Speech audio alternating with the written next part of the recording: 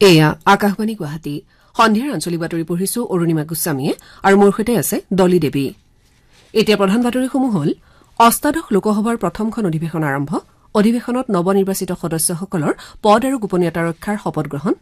দেশৰ জনসাধাৰণৰ কল্যাণৰ বাবে সংবিধানৰ পৰিসৰত সহমতৰ জৰিয়তে বিকশিত ভাৰত নিৰ্মাণৰ বাবে চৰকাৰে সংকল্প লৈছে বুলি প্ৰধানমন্ত্ৰী নৰেন্দ্ৰ মোদীৰ সদনত মন্তব্য, বহনক্ষম জলাশয় আৰু সংহত মীন পালন ক্ষেত্ৰৰ ৰূপান্তৰণ প্ৰকল্পৰ বিষয়ে মীনমন্ত্ৰী কেশৱ মহন্তৰ এছিয়ান ডেভেলপমেণ্ট বেংকৰ প্ৰতিনিধিৰ সৈতে আলোচনা, বতৰ ফৰকাল হোৱাৰ পৰিপ্ৰেক্ষিতত ৰাজ্যৰ বান পৰিস্থিতি সামান্য উন্নত, 9খন জিলাৰ 2 লক্ষাধিক লোক বানৰ কবলত আৰু আইচিচি টি-20 বিশ্বকাপ ক্ৰিকেট প্ৰতিযোগিতাৰ ছুপাৰ 8 পৰ্যায়ত ভাৰত আৰু অষ্ট্ৰেলিয়া আজি মুখামুখি। এতিয়া শুনো বিতং বাতৰি। অষ্টাদশ লোকসভাৰ প্ৰথমখন অধিৱেশন আজি আৰম্ভ হৈছে। অধিৱেশনৰ পূৰ্বে ৰাষ্ট্ৰপতি ভৱনত ৰাষ্ট্ৰপতি শ্ৰীমতী দ্ৰৌপদী মুৰ্মুৱে অস্থায়ী অধ্যক্ষ ভাৰ্তুহাৰী মাহতাবক শপত বাক্য পাঠ কৰোৱায়। অধিৱেশনত প্ৰথমে নৱনিৰ্বাচিত সদস্যসকলক পদ আৰু গোপনীয়তাৰ শপত বাক্য পাঠ কৰোৱা হয়। প্ৰধানমন্ত্ৰী নৰেন্দ্ৰ মোদীয়ে প্ৰথমে সদনৰ সদস্য হিচাপে শপত গ্ৰহণ কৰে। অস্থায়ী অধ্যক্ষ ভাৰ্তুহাৰী মাহতাবে শ্ৰীমোদীক শপত বাক্য পাঠ কৰোৱায়। ইয়াৰ পাছত স্থায়ী অধ্যক্ষ নিৰ্বাচন নোহোৱা পৰ্যন্ত শ্ৰীমাহতাবক সহায় কৰিবলৈ নিযুক্তি দিয়া অধ্যক্ষ পেনেলৰ শপত গ্ৰহণ কৰোৱা হয়। বিজেপিৰ সাংসদ ৰাধামোহন সিং আৰু ফগ্গন সিং কুলাষ্টেই অধ্যক্ষ পেনেলৰ সদস্য হিচাপে শপত লয়। অৱশ্যে কংগ্ৰেছৰ সাংসদ কে সুৰেশ, ডিএমকে সাংসদ টি আৰ বালু আৰু তৃণমূল কংগ্ৰেছৰ সুদীপ বন্দ্যোপাধ্যায়ে পেনেলৰ সদস্য হিচাপে শপত লোৱাৰ পৰা বিৰত থাকে। ইয়াৰ পাছতে কেন্দ্ৰীয় মন্ত্ৰী অমিত শ্বাহ, ৰাজনাথ সিং, শিৱৰাজ সিং চৌহান, নীতিন গাডকাৰীকে ধৰি অন্যান্য মন্ত্ৰীসকলে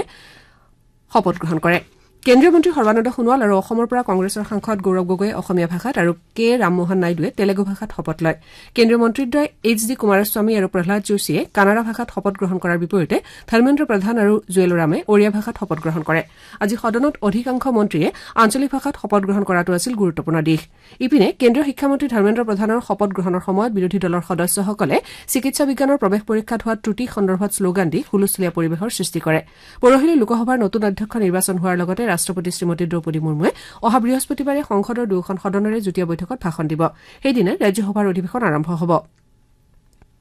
বিজেপিৰ ৰাষ্ট্ৰীয় সভাপতি তথা কেন্দ্ৰীয় মন্ত্ৰী জে পি নাড্ডাক ৰাজ্যসভাত দলৰ নেতা হিচাপে নিৰ্বাচিত কৰা হৈছে। আজি অধিৱেশনৰ কাৰ্যসূচী স্থগিত ঘোষণা কৰা হয়। উল্লেখযোগ্য যে 3 জুলাইত সংসদৰ অধিৱেশনৰ সামৰণি পৰিব।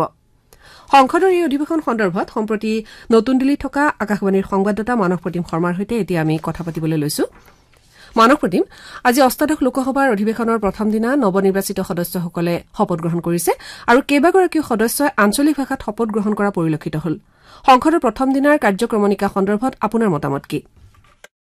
অৰুণিমা, আপুনি উল্লেখ কৰাৰ দৰে সংসদৰ অধিৱেশনৰ আজি প্ৰথম দিনাখন লোকসভাত নৱনিৰ্বাচিত সদস্যসকলে শপত গ্ৰহণ কৰে। এয়া আছিল অষ্টাদশ লোকসভাৰ প্ৰথমটো দিন আৰু আজি অস্থায়ী অধ্যক্ষই যাক ৰাষ্ট্ৰপতি দ্ৰৌপদী মুৰ্মুৱে শপত গ্ৰহণ কৰোৱাইছিল ভৰ্তুহাৰী মাহতাব, তেখেতে নৱনিৰ্বাচিত সাংসদসকলক শপত গ্ৰহণ কৰোৱায়। প্ৰধানমন্ত্ৰী নৰেন্দ্ৰ মোদীয়ে প্ৰথমে শপত গ্ৰহণ কৰে। প্ৰধানমন্ত্ৰী নৰেন্দ্ৰ মোদীয়ে শপত গ্ৰহণ কৰাৰ সময়ত NDAৰ সাংসদসকলে মোদী ধ্বনিৰে আদৰণি জনায়। তাৰ বিপৰীতে বিৰোধী সাংসদসকলে কংগ্ৰেছ নেতৃত্বাধীন বিৰোধীয়ে যি নিৰ্বাচনৰ সময়ত অভিযোগ তুলিছিল, যদিহে ভাৰতীয় জনতা পাৰ্টীয়ে পুনৰ দেশৰ ক্ষমতাভাৰ লাভ কৰে তেতিয়াহ'লে সংবিধানলৈ বিপদ হ'ব সম্ভৱ। তাৰে প্ৰতিচ্ছবি দাঙি ধৰিবলৈ গৈ তেখেতসকলে নিজৰ হাতত সংবিধানৰ এটা কপি প্ৰদৰ্শন কৰে। নৰেন্দ্ৰ মোদীৰ পিছতে ৰাষ্ট্ৰপতিয়ে মনোনীত কৰা যিসকল অধ্যক্ষৰ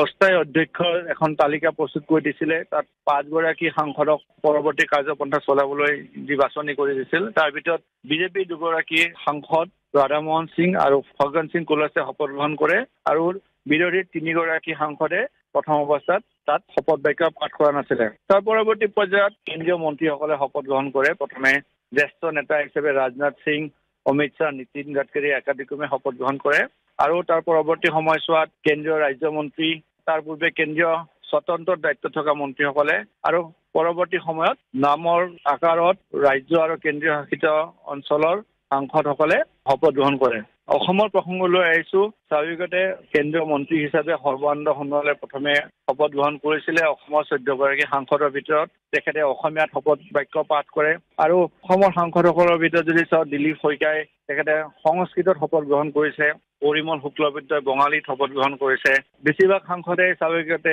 অসমীয়াত শপত গ্ৰহণ কৰিছে। কৃপানাথ মল্লাই তেখেতে হিন্দী ভাষাত শপত গ্ৰহণ কৰিছে। গতিকে আজি আন এক উল্লেখনীয় দিশ দেখিবলৈ পোৱা গৈছে, যিহেতু আজি কেইবাগৰাকী নৱনিৰ্বাচিত সাংসদে তেওঁলোকৰ সাংসদ জীৱনৰ প্ৰথমটো দিনত শপত গ্ৰহণ কৰিছে তেখেতসকলৰ পৰিয়ালৰ সদস্যক লগত দেখা পোৱা গৈছিলে অধিৱেশন আৰম্ভ হোৱাৰ কিছু সময়ৰ পূৰ্বে তেওঁলোকে ইয়াত উপস্থিত হৈছে আৰু বিৰোধীয়ে হওক বা শাসনত থকা সাংসদসকলে হল এজনে সিজনক আনজনক শুভেচ্ছা জ্ঞাপন কৰিছে সেলফি তোলা দেখা গৈছে সাংসদৰ বাহিৰতো পৰিয়ালৰ সদস্যসকলে ফটো তুলিছে গতিকে এটা উৎসৱমুখৰ পৰিৱেশ আৰু বিভিন্ন নিজ নিজ ৰাজ্যৰ সাজ পোছাক পৰিধান কৰি কেইবাগৰাকীও সাংসদে আজি শপত গ্ৰহণত উপস্থিত হৈছিলে আমাৰ অসমত যিদৰে বেছিভাগ সাংসদে অসমীয়াত শপত গ্ৰহণ কৰিছে সেইদৰে আন ৰাজ্যৰ সাংসদসকলে নিজ নিজ অঞ্চলৰ বা নিজ নিজ ৰাজ্যৰ ভাষাত তেওঁলোকে শপত গ্ৰহণ কৰা আজি দেখিবলৈ পোৱা গৈছে গতিকে যাক আমি কওঁ এক ভাৰত শ্ৰেষ্ঠ ভাৰত বা ইউনিটি ইন ডাইভাৰ্চিটি বৈচিত্ৰ্যৰ মাজত একতা এই প্ৰতিচ্ছবি আজি লোকসভাৰ প্ৰথম দিনা অধিৱেশন দেখা পোৱা গৈছে আৰু আজি আন এক ৰাজনৈতিকভাৱে যদি উল্লেখ কৰিব বিচাৰো যে কংগ্ৰেছে এই কথা আজি তেওঁলোকৰ আকাৰে ইংগিতে তেওঁলোকে স্পষ্ট কৰি দিছে যে আগন্তুক দিনত তেওঁলোকে চৰকাৰৰ পূৰ্ণ শক্তিৰে বিৰোধিতা কৰি যাব যেতিয়া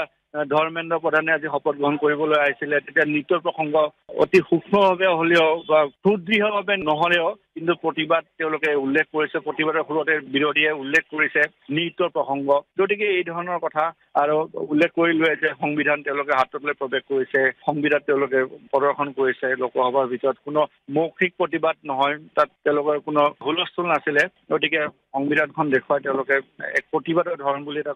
উল্লেখ কৰিব পাৰি গতিকে আজি প্ৰথমটো দিনৰ কাৰ্যসূচী আৰম্ভ হয় আৰু পৰহিলৈ ইয়াত লোকসভাৰ অধ্যক্ষ নিৰ্বাচিত হ'ব তাৰপিছত ৰাষ্ট্ৰপতিয়ে উভয় সদনক সদস্যসকলক সম্বোধন কৰিব আৰু ৩ তাৰিখলৈ এই অধিৱেশন অব্যাহত থাকিব অনিমা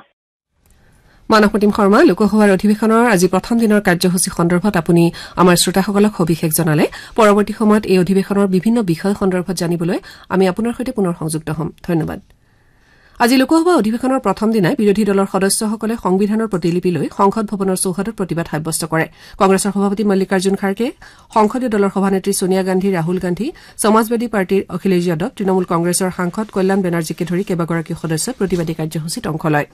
দেশৰ জনসাধাৰণৰ কল্যাণৰ লক্ষ্যৰে সংবিধানৰ পৰিসৰৰ ভিতৰত থাকি আৰু সহমতৰ দ্বাৰা অগ্ৰসৰ হৈ বিকশিত ভাৰত নিৰ্মাণৰ বাবে চৰকাৰে সংকল্প লৈছে বুলি প্ৰধানমন্ত্ৰী নৰেন্দ্ৰ মোদীয়ে আজি মন্তব্য কৰে অষ্টাদশ লোকসভাৰ প্ৰথম অধিৱেশন আজি বিকশিত ভাৰত নিৰ্মাণৰ প্ৰতিশ্ৰুতিৰ সৈতে আৰম্ভ হৈছে প্ৰধানমন্ত্ৰীয়ে কয় যে তেওঁৰ চৰকাৰে দেশৰ সেৱা কৰিবলৈ আৰু জনসাধাৰণৰ আশা আকাংক্ষা পূৰণ কৰিবলৈ পূৰ্ণগতিত প্ৰয়াস চলাব অধিৱেশন আৰম্ভ হোৱাৰ পূৰ্বে সংসদৰ বাহিৰত সংবাদ মাধ্যমৰ আগত এই কথা প্ৰকাশ কৰি শ্ৰীমোদীয়ে নৱনিৰ্বাচিত সকলো সাংসদক অভিনন্দন জ্ঞাপন কৰে তেওঁ কয় যে চৰকাৰ চলাবলৈ সংখ্যাগৰিষ্ঠতাৰ প্ৰয়োজন কিন্তু দেশ চলাবলৈ দেশৰ সহমতৰ অতি প্ৰয়োজন প্ৰধানমন্ত্ৰীয়ে অষ্টাদশ লোকসভাত যুৱ সাংসদৰ সংখ্যা বৃদ্ধি হোৱাক লৈ আনন্দ প্ৰকাশ কৰে বিৰোধীৰ ভূমিকাক লৈ প্ৰধানমন্ত্ৰীয়ে কয় যে গণতন্ত্ৰৰ মৰ্যাদা বজাই ৰাখি তেওঁলোকে বিৰোধীৰ ভূমিকা পালন কৰিব বুলি জনসাধাৰণে আশা কৰিছে পৰিবহণ আৰু মীন মন্ত্ৰী কেশৱ মহন্তক আজি এছিয়ান ডেভেলপমেণ্ট বেংকৰ প্ৰতিনিধি দল এটাই সাক্ষাৎ কৰে বেংকটোৰ জ্যেষ্ঠ প্ৰাকৃতিক সম্পদ আৰু কৃষি বিশেষজ্ঞ সুনে কিমৰ নেতৃত্বত অহা দলটোৰ সৈতে মন্ত্ৰীগৰাকীয়ে ৰাজ্যৰ মীন ক্ষেত্ৰৰ উন্নয়ন সন্দৰ্ভত আলোচনাত মিলিত হয় বিশেষকৈ বেংকটোৰ সহযোগিতাৰে ৰাজ্যৰ মীন ক্ষেত্ৰখনৰ উন্নয়নৰ বাবে ৰূপায়ণ কৰিবলৈ লোৱা বহনক্ষম জলাশয় আৰু সংহত মীন পালন ক্ষেত্ৰৰ ৰূপান্তৰণ প্ৰকল্প সন্দৰ্ভত আলোচনা কৰা হয় ইফালে মন্ত্ৰীগৰাকীয়ে আজি জনতা ভৱনত অভ্যন্তৰীণ জল পৰিবহণ সঞ্চালকালয় আৰু অভ্যন্তৰীণ জল পৰিবহণ উন্নয়ন সমিতিৰ উচ্চপদস্থ পদাধিকাৰীসকলৰ সৈতে এখন আলোচনা বৈঠকত মিলিত হয় বৈঠকত সঞ্চালকালয়ৰ কাৰ্য ৰূপায়ণৰ খতিয়ান লোৱাৰ লগতে সেৱা আঁচনি আৰু নতুন পদক্ষেপ পৰিকল্পনাসমূহৰ সন্দৰ্ভত বিশদভাৱে আলোচনা কৰা হয় আপোনাৰ হয়তো প্ৰিয়তম বন্ধু এটা ৰেডিঅ' অথবা আপোনাৰ ঘৰত স্মৃতিৰ জেউতি চৰাই আছে এটি পুৰণি ৰেডিঅ' যাৰ সৈতে এৰি অহা সময়ৰ নজহা নপমা বহু কথা বিজড়িত হৈ আছে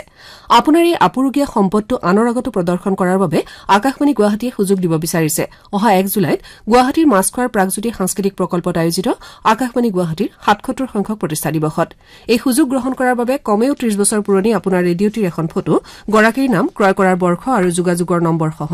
6003540566 হোৱাটছএপ নম্বৰ আৰু airguwahati@gmail.com ইমেইল আইডিলৈ 28 জুনৰ পূৰ্বে পোৱাকৈ পঠিয়াব পাৰে নিৰ্বাচিত 3 গৰাকী অংশগ্ৰহণকাৰীক আকাশবাণী গুৱাহাটীৰ প্ৰতিষ্ঠা দিৱসৰ অনুষ্ঠানত পুৰস্কৃত কৰা হ'ব ইপিনে আকাশবাণী গুৱাহাটীৰ ৭৭ সংখ্যক প্ৰতিষ্ঠা দিৱস আৰু আঞ্চলিক বাতৰি বিভাগৰ 68 সংখ্যক প্ৰতিষ্ঠা দিৱসৰ সৈতে সংগতি ৰাখি উচ্চতৰ মাধ্যমিকৰ পৰা স্নাতকোত্তৰ শাখাৰ ছাত্ৰ-ছাত্ৰীসকলৰ বাবে এখন বাতৰি পৰিৱেশন প্ৰতিযোগিতাৰ আয়োজন কৰা হৈছে আগ্ৰহীসকলে আকাশবাণীত প্ৰচাৰৰ উপযোগী বাতৰিৰ এটা 1 মিনিটৰ অডিঅ' বাণীবদ্ধ কৰি নিজৰ নাম ঠিকনা শিক্ষাগত অৰ্হতা আৰু শিক্ষানুষ্ঠানৰ নাম সহ 971666809669 আৰু 9619686659 নম্বৰলৈ হোৱাটছএপ যোগে প্ৰেৰণ কৰিব পাৰিব অডিঅ' প্ৰেৰণৰ অন্তিম দিন 28 জুনৰ সন্ধিয়া 7 বজাত ধাৰ্য কৰা হৈছে 3 গৰাকী নিৰ্বাচিত প্ৰতিযোগীক প্ৰতিষ্ঠা দিৱসৰ অনুষ্ঠানত পুৰস্কৃত কৰা হ'ব শ্ৰোতাসকলে আঞ্চলিক বাতৰি শুনিছে আকাশবাণী গুৱাহাটী কেন্দ্ৰৰ পৰা পৰৱৰ্তী বাতৰি শুনক দলি দেৱীৰ পৰা বতৰ ফৰকাল হোৱাৰ পৰিপ্ৰেক্ষিতত ৰাজ্যৰ বান পৰিস্থিতি সামান্য উন্নত হৈছে যদিও 9খন জিলাৰ 22টা ৰাজহ চক্ৰৰ 793খন গাঁৱৰ 2,04,896 গৰাকী লোক ক্ষতিৰ সন্মুখীন হৈছে বানত 17,000ৰো অধিক পশুধনৰ ক্ষতি হৈছে আনহাতে এই বানত 4,274 হেক্টৰৰো অধিক কৃষিভূমি প্লাবিত হৈ আছে বানৰ কবলত পৰা লোকৰ বাবে 107টা আশ্ৰয় শিবিৰ আৰু 104টা সাহায্য বিতৰণ কেন্দ্ৰ সক্ৰিয় ৰখা হৈছে ইফালে কুছিয়াৰা নৈৰ জলপৃষ্ঠ বিপদ সীমাৰ ওপৰত বৈ আছে জলসম্পদ বিভাগ আৰু কৰিমগঞ্জ জিলাৰ অভিভাৱক মন্ত্ৰী পীযুষ হাজৰিকাই আজি জিলাখনত উপস্থিত হৈ অহা 5 দিনৰ ভিতৰত বৰাক উপত্যকাৰ চিগা মথাউৰিসমূহ মেৰামতি কৰিবলৈ জলসম্পদ বিভাগক নিৰ্দেশ দিয়ে আনহাতে নলবাৰী জিলাৰ সামগ্ৰিক বান পৰিস্থিতি স্বাভাৱিক হলেও দিহু ৰাজহ চক্ৰৰ অন্তৰ্গত ভোজকুচি বালাবৰী খেত্ৰাপাৰা ঘোপা পশ্চিম নলবাৰীৰ আমনি বৰবিলা পূৰ্ণি খেলুৱাকে ধৰি বহু অঞ্চলৰ পৰিস্থিতি স্বাভাৱিক হোৱা নাই তামুলপুৰ আৰু গুৰেশ্বৰ ৰাজহ চক্ৰৰ অধীনৰ বিভিন্ন স্থানত কৃত্ৰিম বানে জনসাধাৰণৰ জীৱন তথা সম্পত্তিৰ প্ৰতি ভাবুকিৰ সৃষ্টি কৰাৰ পৰিপ্ৰেক্ষিতত জিলা দণ্ডাধীশে ভাৰতীয় ফৌজদাৰী দণ্ডবিধিৰ 144 ধাৰাৰ অধীনত কেতবোৰ নিষেধাজ্ঞা জাৰি কৰিছে এই নিষেধাজ্ঞা অনুসৰি বাসিন্দাসকলক নলা নৰ্দমাৰ ওপৰত যিকোনো পকী নিৰ্মাণ কাৰ্য সম্প্ৰসাৰণ কৰাৰ অনুমতি দিয়া নহব তদুপৰি তেওঁলোকক নলা নৰ্দমাৰ ওপৰত প্ৰতিবন্ধকতা সৃষ্টি কৰি দেৱাল আদি নিৰ্মাণ কৰা ৰাস্তাৰ কাষৰ নৰ্দমাত জাবৰ জোথৰ পেলোৱাকে ধৰি বিভিন্ন ক্ষেত্ৰত নিষেধাজ্ঞা আৰোপ কৰা হৈছে এই নিৰ্দেশ অমান্য কৰা সকলৰ বিৰুদ্ধে আইনী ব্যৱস্থা গ্ৰহণ কৰা হ'ব বুলি নিৰ্দেশনাটোত উল্লেখ কৰা হৈছে গৃহ নিৰ্মাণ আৰু নগৰ পৰিক্ৰমা মন্ত্ৰী অশোক সিংহলে গুৱাহাটী মহানগৰীৰ বান সমস্যা সমাধানৰ বাবে অবিৰত প্ৰচেষ্টা অব্যাহত ৰখা হৈছে বুলি প্ৰকাশ কৰিছে গুৱাহাটীক বানমুক্ত কৰি গঢ়ি তোলাই চৰকাৰৰ উদ্দেশ্য বুলি প্ৰকাশ কৰি তেওঁ কয় যে নদীসমূহৰ খনন তথা অত্যাধুনিক যন্ত্ৰপাতি ব্যৱহাৰৰ জৰিয়তে নলা নৰ্দমাসমূহ পৰিষ্কাৰকে ধৰি বিভিন্ন পদক্ষেপ অব্যাহত ৰখা হৈছে মন্ত্ৰীগৰাকী আজি গুৱাহাটীৰ ৰুক্মিণী গাঁও ডাউনটাউন সৰুমতৰীয়া বৈশিষ্ট্যকে ধৰি কেইবাটাও অঞ্চল পৰিদৰ্শন কৰি বান পৰিস্থিতিৰ বুজ লয় তদুপৰি মহানগৰীৰ বান সমস্যা সন্দৰ্ভত তেওঁ নাগৰিকসকলৰ সৈতে এখন বৈঠকত মিলিত হয় বৈঠকত সংশ্লিষ্ট বিভাগৰ কেইবাগৰাকীও বিষয়া উপস্থিত থাকে নাগৰিকসকলৰ সুবিধাৰ প্ৰতি বিশেষ গুৰুত্ব আৰোপ কৰি নগৰীয়া বান সমস্যাৰ সমাধানৰ বাবে বহনক্ষম সমাধানৰ পথ বিচাৰি উলিওৱাত বিশেষ গুৰুত্ব আৰোপ কৰা হৈছে বুলি তেওঁ প্ৰকাশ কৰে গুৱাহাটী মহানগৰৰ দিছপুৰ আৰক্ষীয়ে আজি বৰবাৰীত অভিযান চলাই বৃহৎ পৰিমাণৰ নকল নোটসহ নকল সোণৰ নাও জব্দ কৰিবলৈ সমৰ্থ হৈছে ঘটনা সংক্ৰান্তত আৰক্ষীয়ে দুজন যুৱকক গ্ৰেপ্তাৰ কৰিছে ধৃত যুৱকদ্বয়ৰ পৰা আৰক্ষীয়ে 47,50,000 টকাৰ জাল নোট আৰু 2 কিলোগ্ৰাম ওজনৰ এখন নকল সোণৰ নাও জব্দ কৰে এতিয়া শুনক খেলৰ বাতৰি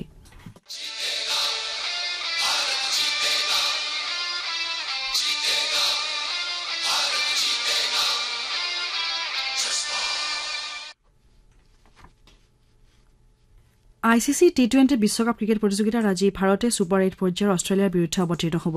সেন্ট লুচিয়াৰ ডাৰেন সাম্মি নেশ্যনেল ক্ৰিকেট ষ্টেডিয়ামত ভাৰতীয় সময় অনুসৰি নিশা 8 বজাত খেলখন আৰম্ভ হ'ব দুয়োটা দলৰ মাজত অনুষ্ঠিত পূৰ্বৰ 31খন T20 খেলত ভাৰতে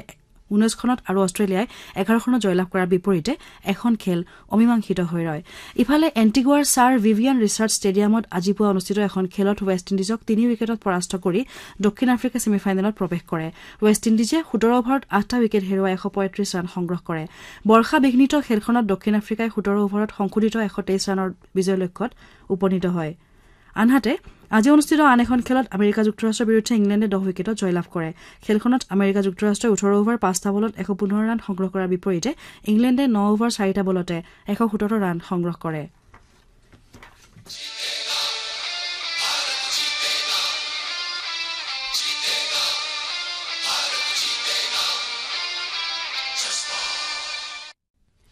শেষত প্ৰধান বাতৰিসমূহ আকৌ এবাৰ